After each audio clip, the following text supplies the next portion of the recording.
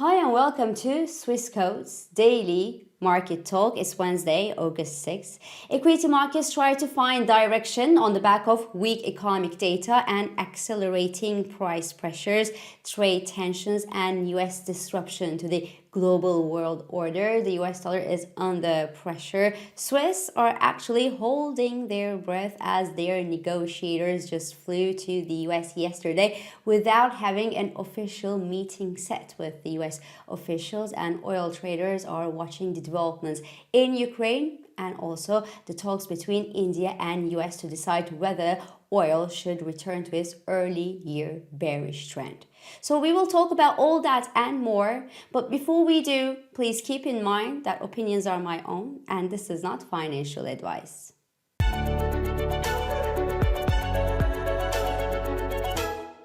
So data from both sides of the Atlantic Ocean was rather mixed yesterday, as the PMI data pretty much showed slower expansion of activity or faster contraction in some locations for Europe in the month of July, while the data from the US warned that the expansion of US services sector slowed to around 50 level. So that 50 level just distinguishes expansion from contraction. Then new orders fell in the US and employment slowed as well, whereas a gauge of prices actually showed that prices paid accelerated more than expected by analysts. So that combination, slower activity and higher price pressures, is exactly what you do not want to see, as higher inflation should, in theory, prevent the central bank from lowering the interest rates. So investors somehow reacted to the accelerating price dynamics yesterday, finally, by cutting their rate cut expectations for the Federal Reserve's September monetary policy meeting. The US 2-year yield that actually captures these Fed expectations rebounded past the 3.70% level yesterday, but note that we are far from the 4% yield prior to last Friday's jobs data that basically reversed the Fed expectations from no cut to a 25 basis point cut in September. And activity on Fed funds futures still gives nearly 90% chance for a 25 basis point rate cut next month from the Fed. So a part of that expectation also lies on the expectation that slower US economy would eventually weigh on consumer demand and spending and hence tame the inflationary pressures. It is now to be seen whether the spending slowdown in the US could eventually counterweight the sizable tariffs that Trump administration is imposing on partners, and whether a forced rate cut from Trump could be absorbed by the market and actually reduce the borrowing cost as a result of it. At this point, I actually come to believe that yes, why not? Whatever is decided and the White House is okay with the markets and investors. Investors just need a few days to digest the news, and we are back onto absorbing the US exploding debt levels and exploding government spending, the huge tariffs that they impose on trade partners, and that will have dramatic consequences on world economies, and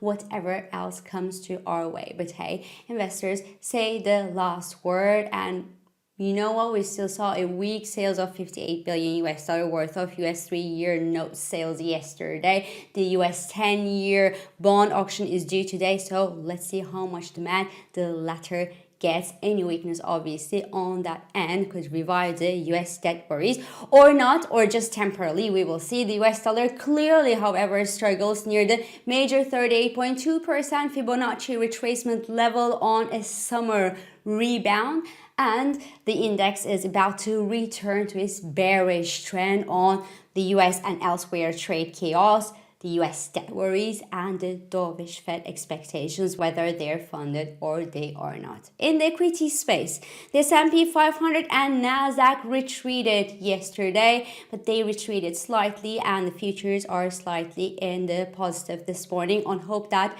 the Fed cuts would support equity valuations anyway.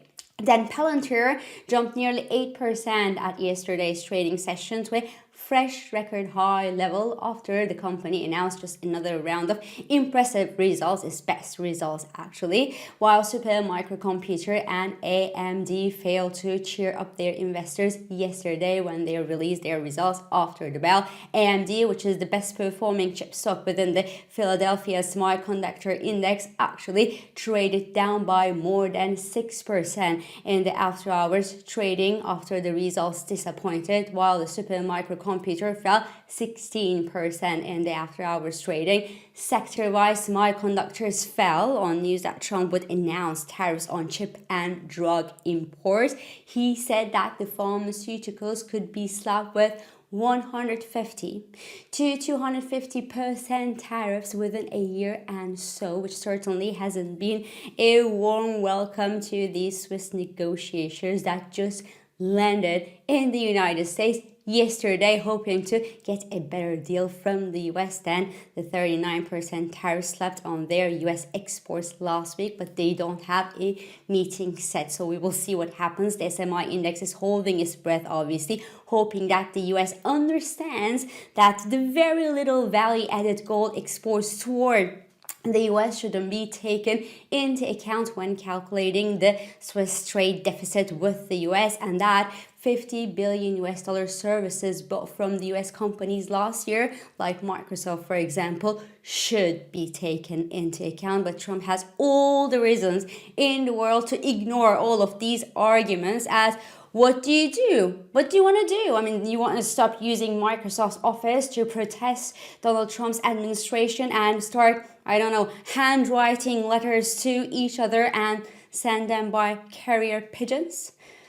No, you can't do that. So that's called negotiation power, or the lack thereof. And in the digital age, Europe is left with none, apparently. So speaking of Europe, the French industrial production still posted a nearly 4% jump in the month of June. That's the biggest increase in 5 years, and that's driven by transport materials thanks to easing supply chain constraints. But it could be temporary because Europe is still not yet comfortably on track for sustainable growth in their economies. On the contrary, there are many doubts out there about the old continent's capacity to accelerate growth in Europe with its ultra constrained regulations and its ultra rigid jobs market. Still, the Stoxx 600 index eked out a slight 0.15% rise at yesterday's trading session, but I think that with the changing geopolitical environment,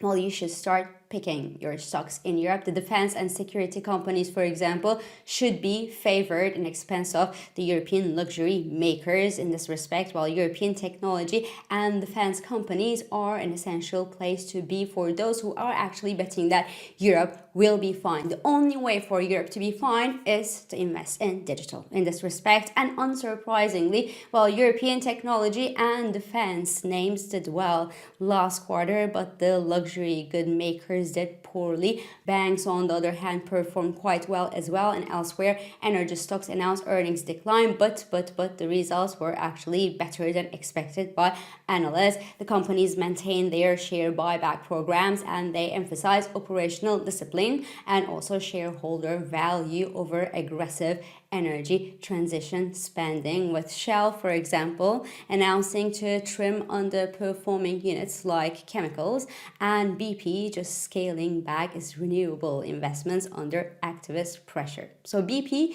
jumped 2.80% yesterday after announcing its results, while Shell, well, is trading lower since its July 31st earnings announcement still, so it is not yet a won battle, because in Saudi Arabia, well, Arabian Aramco announced its 10th quarterly revenue decline and continue to borrow money to pay back its investors, which is mostly the Saudi government, as decline in oil prices weighed on revenues. But Saudi is sending more balance to the market these days, hoping that larger volumes sold on international markets will increase their total revenue even with lower oil prices, and that the soft dollar and the slowing energy transition thanks to Trump partly will keep its finances in check. So crude oil on the other hand has a critical support near the $65.30 per barrel level this morning. Crude is pressured by the news that Russia could eventually announce an air truce with Ukraine,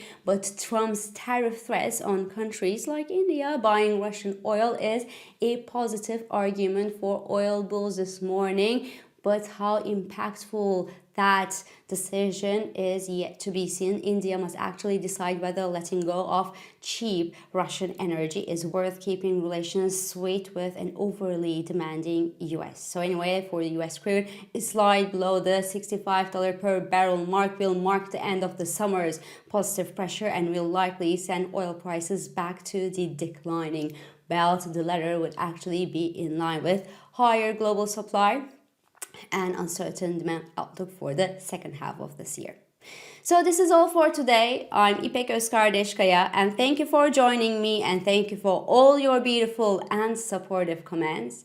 I hope this episode of Market Talk has been helpful and it has been insightful to you. So please do not hesitate to leave your comments, your reactions, and your questions below as you do usually. Follow us on Instagram, on X, on LinkedIn, but also on WhatsApp, Threads, Telegram, and Blue Sky for regular market updates. Subscribe to our YouTube channel for daily market comments, and please don't forget to hit the like button on these videos to let us know that you enjoy them.